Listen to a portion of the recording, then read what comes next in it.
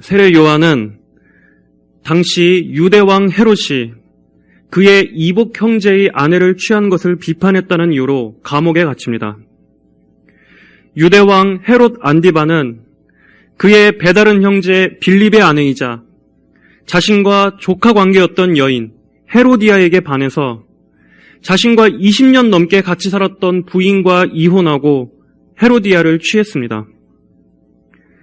세례 요한은 이렇게 형제의 아내를 가로챈 왕의 악한 일을 책망하였다는 이유로 감옥에 갇히게 되었습니다.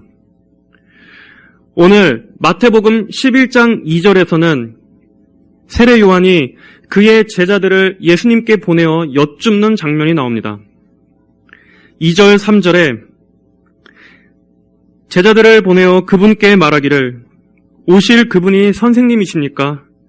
아니면 저희가 다른 분을 기다려야 합니까?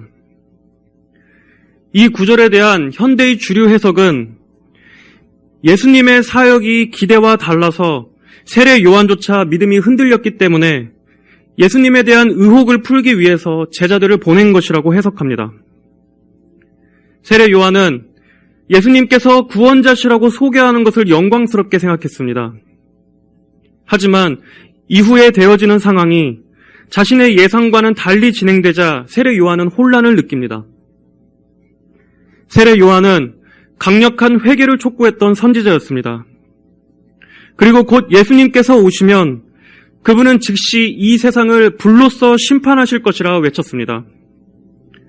그러나 그런 그의 기대와는 달리 예수님께서는 오히려 위로하시고 가르치시며 치료하시는 사역을 행하셨습니다.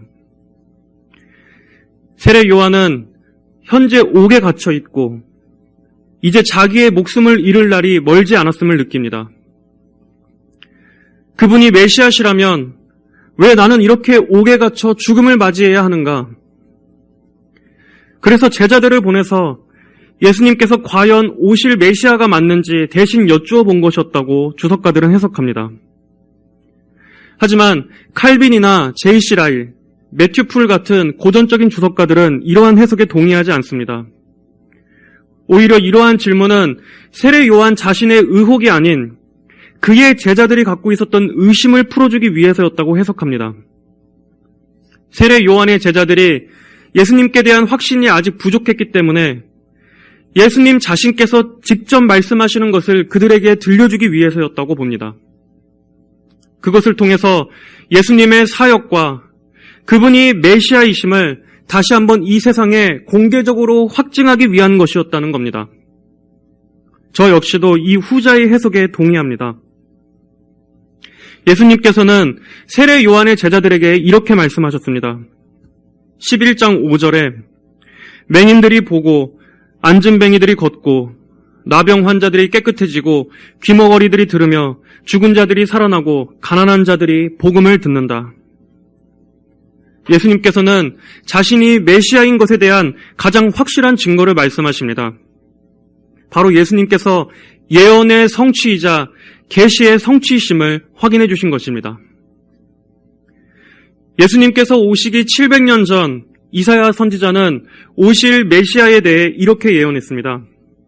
이사야 61장 1절 2절에 주 여호와의 영이 내게 임하셨으니 이는 여호와께서 내게 기름을 부으시고 가난한 자들에게 아름다운 소식을 전하게 하시려는 것이다. 주께서 나를 보내셔서 마음이 상한 자를 싸매며 포로된 자에게 자유를 갇힌 자에게 노임을 선포하고 여호와의 은혜의 해와 우리 하나님의 복수의 날을 선포하며 애곡하는 모든 자들을 위로하게 하시고 이 모든 일들은 예수님께서 공생의 사역 기간 동안에 행하신 일입니다. 예수님께서는 하나님 나라와 구원의 도를 가르치시고 귀신 들린 자들과 나병 환자들, 눈먼 자들을 고쳐주셨으며 영적으로 포로된 자들과 갇힌 자들을 자유롭게 해주셨습니다. 예수님은 이사야 선지자의 예언을 인용하시면서 바로 이 말씀이 예수님 자신에 대한 말씀임을 확증해 주셨습니다. 이런 일은 오직 하나님께서 보내신 메시아만이 가능한 일이었습니다. 그러므로 예수님이야말로 오실 그분이었습니다. 예수님의 이 답변은 예수님께서 그리스도이심을 입증해주는 가장 확실한 대답이었던 것입니다. 자, 그리고 이어서 7절부터 11절까지는 세례 요한의 소명과 직분에 대한 말씀이 이어집니다. 예수님께서는 그의 사역의 공로를 치하하십니다. 7절에 너희가 무엇을 보려고 광야에 나갔더냐? 바람에 흔들리는 갈대냐? 아니면 부드러운 옷을 입은 사람이냐? 아니면 선지자냐? 그렇다. 내가 너희에게 말하니 그는 선지자보다 더 나은 자이다. 그렇습니다. 세례 요한은 자신을 사치스럽게 단장하고 세련되게 꾸민 거짓 선지자가 아니었습니다. 그는 거친 광야에서 메시아의 오심을 강력하고 타협 없이 전했던 하나님의 선지자였습니다. 그는 바람에 흔들리는 갈대같이 유약한 자가 아니라 수많은 사람들 앞에서도 예수님을 하나님의 어린 양이라고 담대하게 증언했던 사자였습니다. 구약의 선지자들은 메시아가 올 것이다. 메시아가 올 것이다. 구원자의 도래를 선포했지만 세례 요한은 메시아께서 왔다! 선언했습니다. 과거 선지자들은 희미하게 멀리서 예수님을 믿음으로 바라보았지만 세례 요한은 예수님을 직접 정면으로 만나보았습니다. 그는 왕이신 예수님께서 오시기 바로 직전 그 길을 예비했던 전령이었습니다. 죄인들의 심령이 그리스도를 영접할 수 있도록 회개와 믿음을 준비시켰던 자였습니다. 그리고 이제 왕이 오셨습니다. 세상 죄를 지고 갈 하나님의 어린 양이 오신 것입니다. 구약의 마지막 선지자였던 세례 요한을 끝으로 옛 언약은 저물고 이제 예수님께서 오심으로 새 언약의 서막이 동트게 된 것입니다. 이제 11절에서 예수님께서는 말씀하십니다. 내가 진정으로 너희에게 말하니 여자들에게서 태어난 자들 가운데 세례자 요한보다 더 큰 이가 일어난 적이 없다. 그러나 하늘나라에서는 가장 작은 자라도 그보다 더 크다. 예수님께서는 세례 요한에 대한 칭찬 이후에 자연스럽게 천국에 관한 가르침으로 넘어가십니다. 구약의 모든 선지자들보다 더 훌륭한 선지자, 하나님께서 세례 요한보다 더 큰 선지자를 일으키신 적이 없었다고 하는 이 세례 요한보다 천국에서는 가장 작은 자라도 그보다 더 크다고 말씀하신 것입니다. 세례 요한은 구약과 신약의 경계선에 있었기 때문에 예수님의 복음을 온전히 다 경험할 수는 없었습니다. 그는 예수님의 오심은 목격했지만 예수님의 십자가 사건과 부활, 그리고 오순절 성령 강림 같은 사건은 경험하지 못했습니다. 하지만 신약시대의 성도들은 예수님의 완전한 구속사역을 목격하고 성령의 내주하심을 경험하며 땅끝까지 복음을 전하라는 위대한 지상 명령을 부여받았으므로 이렇게 하나님 나라의 확장에 동참하게 된 신약 성도들은 지극히 작은 자라 할지라도 천국에서는 세례 요한보다 더 크다고 가르쳐 주신 것입니다. 그리고 이제 예수님께서는 오늘의 본문인 이 12절의 말씀을 통해서 이 천국의 성격에 대해 말씀하십니다. 다 함께 12절 말씀을 함께 읽어보겠습니다. 세례자 요한의 날들로부터 지금까지 하늘나라가 침입을 당하고 있으니 침입하는 자들은 그 나라를 탈취한다. 오늘의 이 구절은 천국을 침노하라라는 주제로 많이 알려지고 설교되어졌던 구절입니다. 저 역시도 오늘 우리에게 주시는 이 말씀을 통해서 성도가 궁극적으로 바라보고 달려나가야 할 이 천국에 우리의 시선을 주목하자라는 목적을 가지고 하나님 말씀을 증거하겠습니다. 먼저 세례 요한 같은 위대한 선지자도 작은 자라고 여겨지는 이 천국은 어떤 곳입니까? 본문에서 이 하늘나라는 침입을 당하고 있다고 말씀합니다. 또 침입하는 자들은 그 나라를 탈취한다고 말씀하고 있습니다. 여기서 침입하다라는 헬라어 단어는 난폭한, 폭력적인, 무력을 써서 돌파하다 등의 의미를 가지고 있습니다. 이것은 조금 의외입니다. 우리가 보통 천국 하면 안식과 평안을 떠올리게 되지 않습니까? 하지만 예수님께서는 이 구절을 통해서 하늘나라는 우리가 힘을 써서 탈취해야 할 곳으로 말씀하고 있습니다.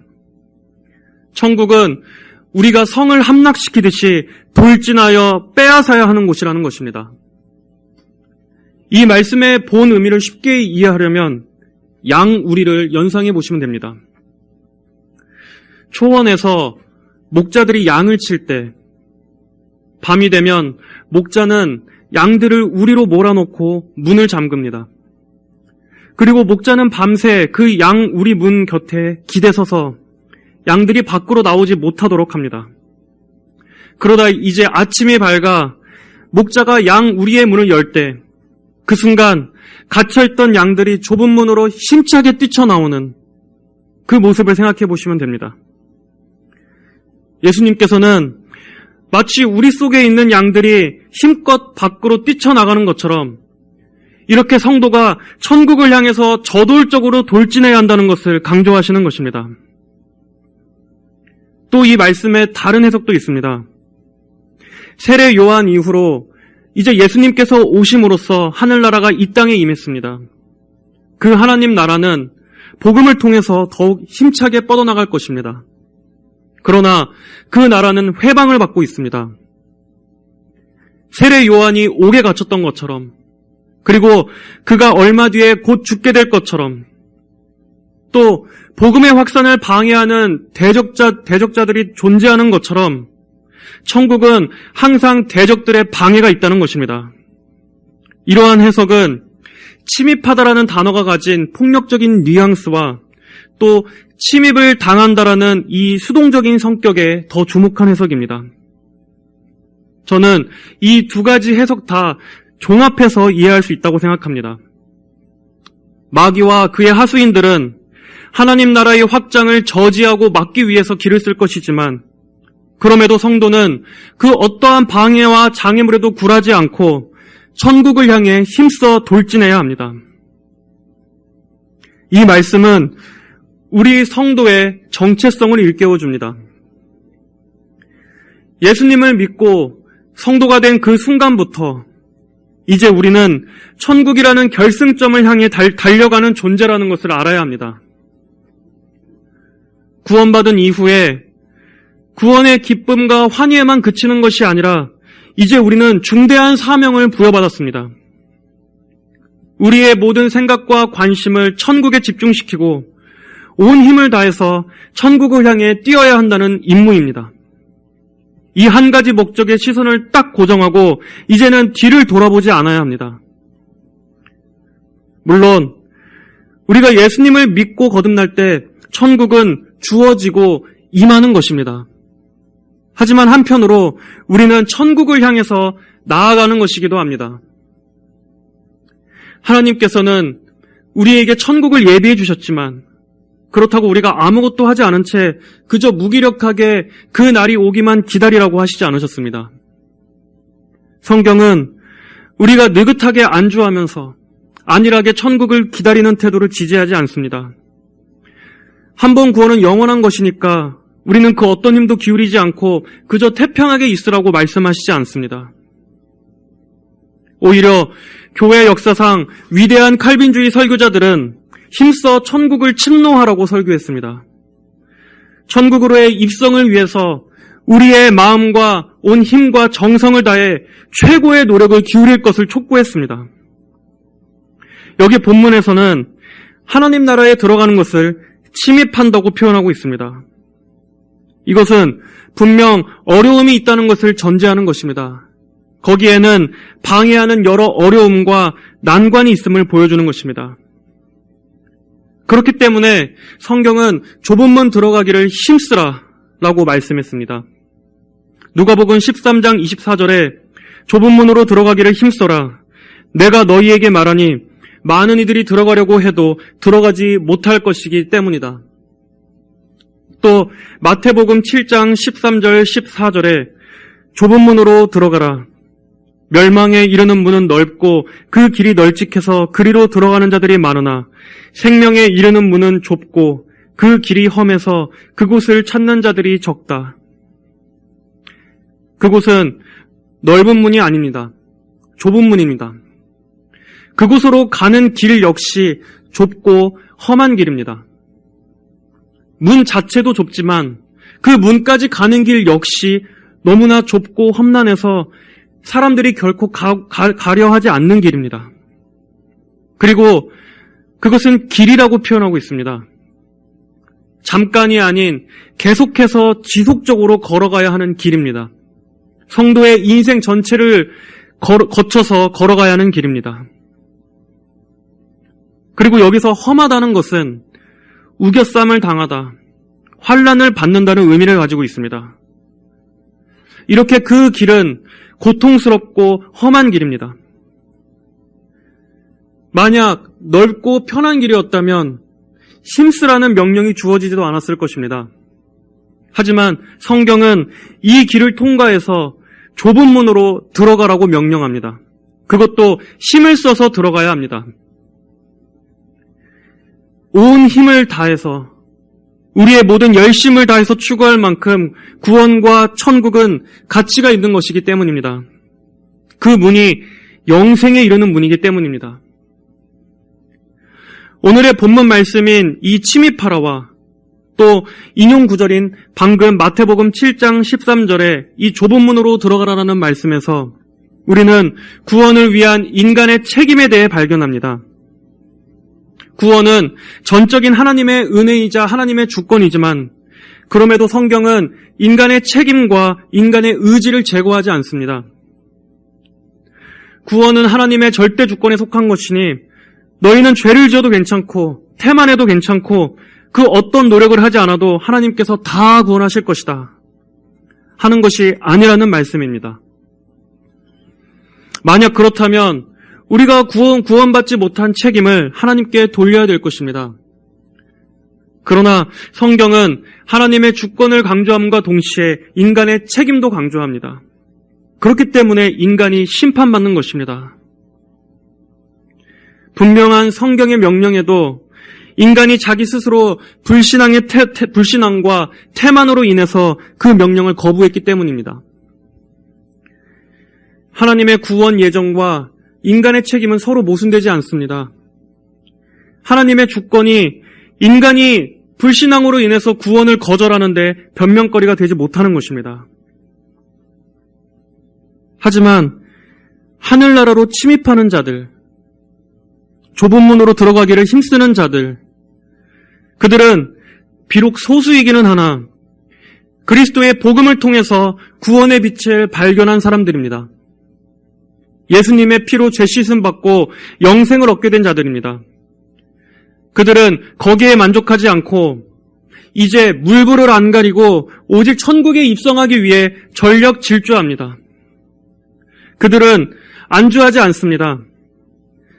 그들은 이제 나의 구원은 다 끝났다 하면서 드러누워 있지 않습니다. 이런저런 유혹거리에 한눈 팔지 않습니다. 오히려 그들의 눈에는 하나님 나라만 보입니다. 천국에 온 마음을 집중합니다. 하나님에 대한 강렬한 사랑과 말씀과 기도에 대한 식욕으로 인해서 그들은 세상에 한눈 팔 겨를이 없습니다. 그전에는 세상의 많은 것들이 매력적으로 보였습니다. 이루고자 하는 큰 꿈과 야망과 비전도 있었습니다. 그것을 위해서 살았고 그것을 위해서는 그 어떤 희생도 각오할 수 있었습니다. 아침에 일어나면 그 목표를 생각하면서 힘을 냈고 그 목표를 이루기 위해서 이를 악물었습니다. 그것이 그에게 표대였습니다. 그것이 그의 열정의 동기이자 포기할 수 없는 삶의 이유였습니다. 그러나 이젠 아닙니다. 오히려 천국에 대한 마음이 그의 마음에 가득 차게 되니 이 땅이 얼마나 시시하게 느껴지는지 모릅니다. 예전에 그 열정이 얼마나 헛되고 허망한지 모릅니다. 내가 그렇게 꿈꿨던 것들이 고작 그런 거였나 하는 생각이 듭니다. 그렇다고 그가 허무주의에 빠지게 된 건 아닙니다. 삶을 불성실하게 살게 된 것도 아닙니다.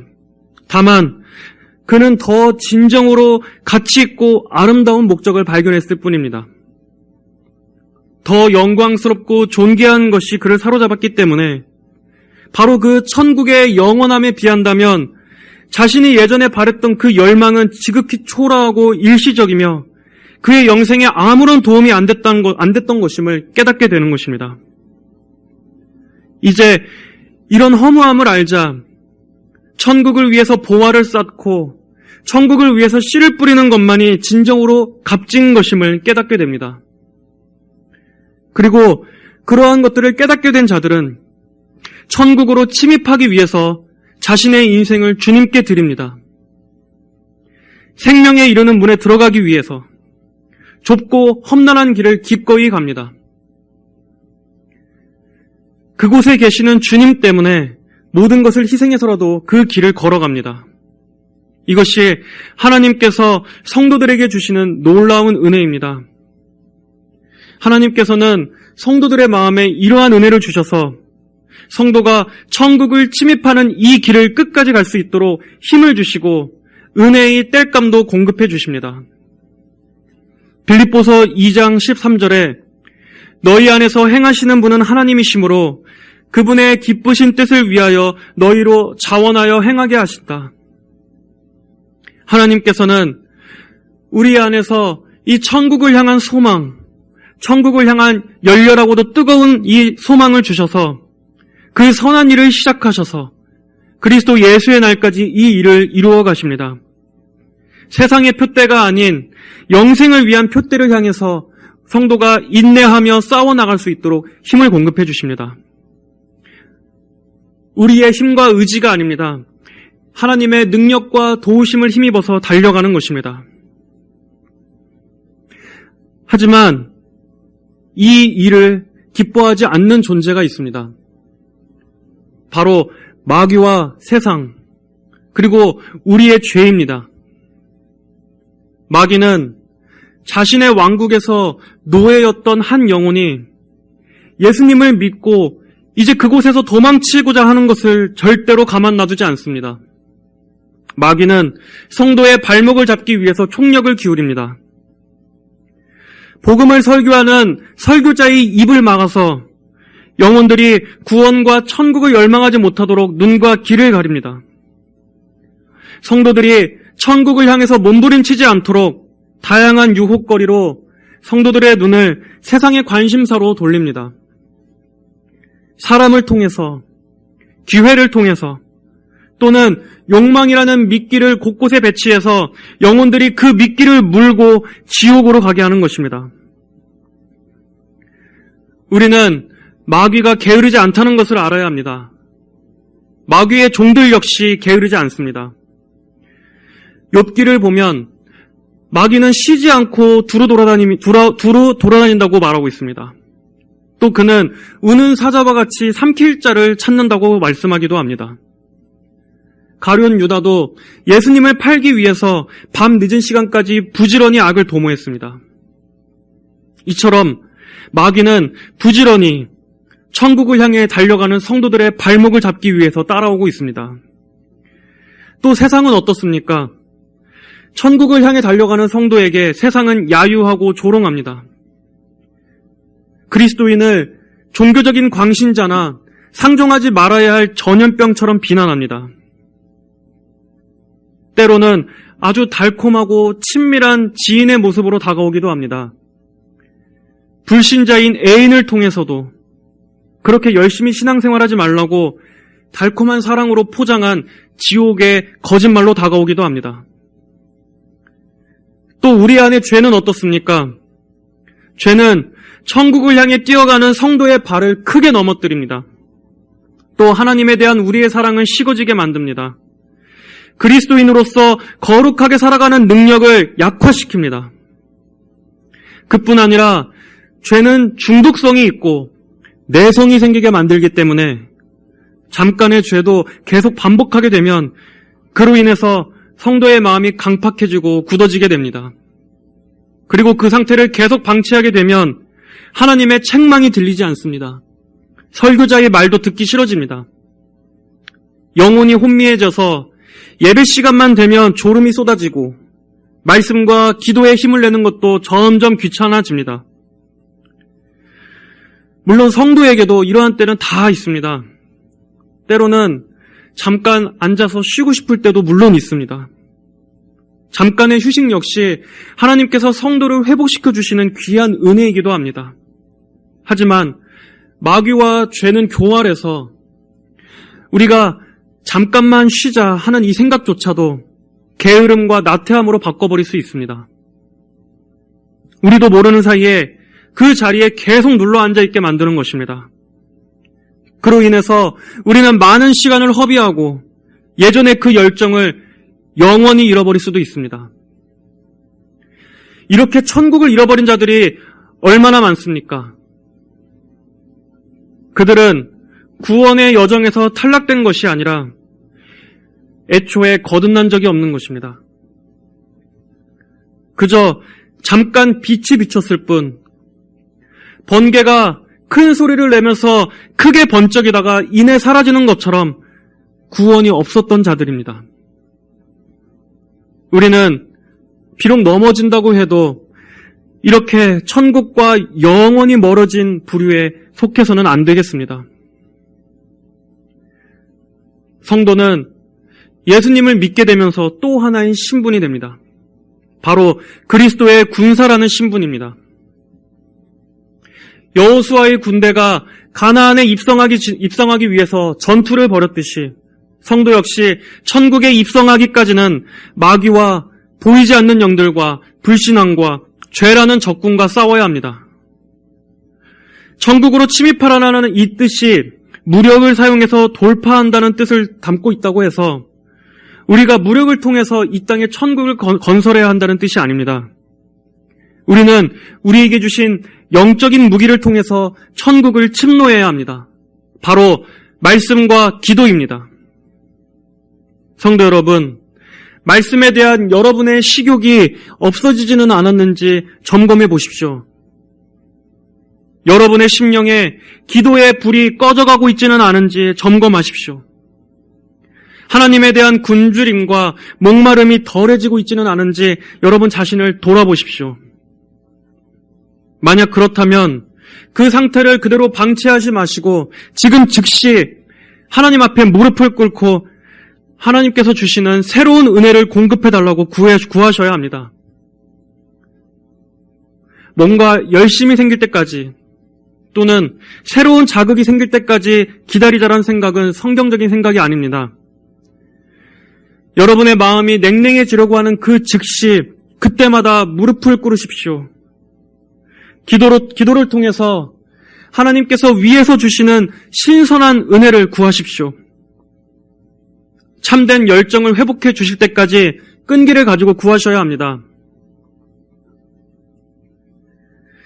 때때로 하나님에 대한 의무를 벗어던지면 그 양심이 편해질 거라고 생각하지만 절대 그렇지 않습니다. 물론 처음에는 좋을지 모릅니다. 주일 몇 번 빠져도 아무 일 없네. 오히려 더 홀가분하네. 그러나 시간이 지나면 영혼을 쥐어짜는 고통과 불안이 올 것입니다. 정말 그가 참된 성도라면 목이 말라 죽을 것 같은 영적인 고통을 겪게 될 것입니다. 철로 역정의 주인공 크리스천은 그가 잠깐 정자에 앉아서 쉬다가 그만 조는 바람에 구원의 확증표를 잃어버렸습니다. 우리는 잠깐의 휴식 동안에도 우리에게 주신 이 구원의 증서를 품에 꼭 끌어안고 있어야 합니다. 우리는 적극적으로 천국을 향해서 달려나가야 합니다. 더욱더 진지함과 열심을 가지고 우리의 모든 시선을 천국에 고정하며 달려나가야 합니다.